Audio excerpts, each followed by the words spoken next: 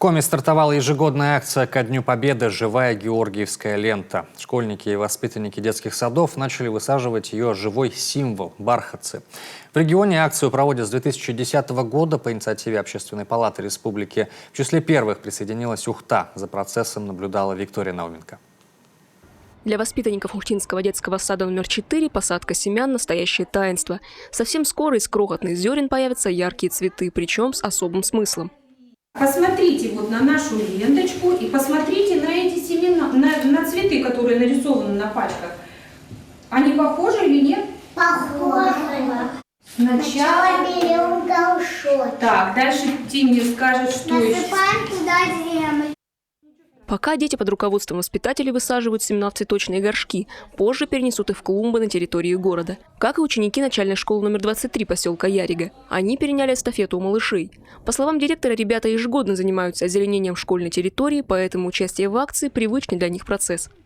Те семена, которые мы сегодня посадили под акцией «Живая георгиевская ленточка», как я уже говорила, будут высажены не только на территории нашей школы, но и около памятного знака погибшим воинам в поселке Ярига.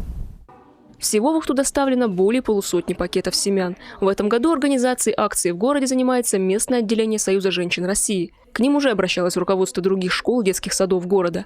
Впрочем, времени у всех желающих принять участие будет достаточно.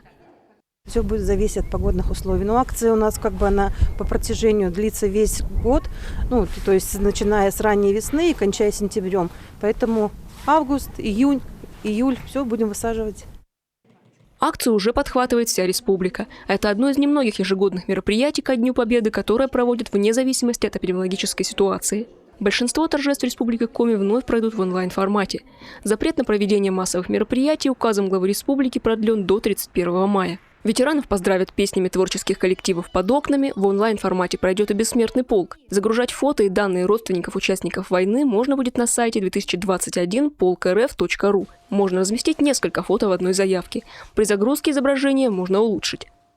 Он будет добавлен вот в эту базу региональную. И мы в Республике Коми можем посмотреть именно героев Республики Коми, которые ушли на войну из населенных пунктов республики. Транслировать бессмертный полк будут во всех информационных ресурсах республики и на уличных экранах 9 мая. Виктория Науменко, Павел Лагутин, телеканал Юрган, Ухта.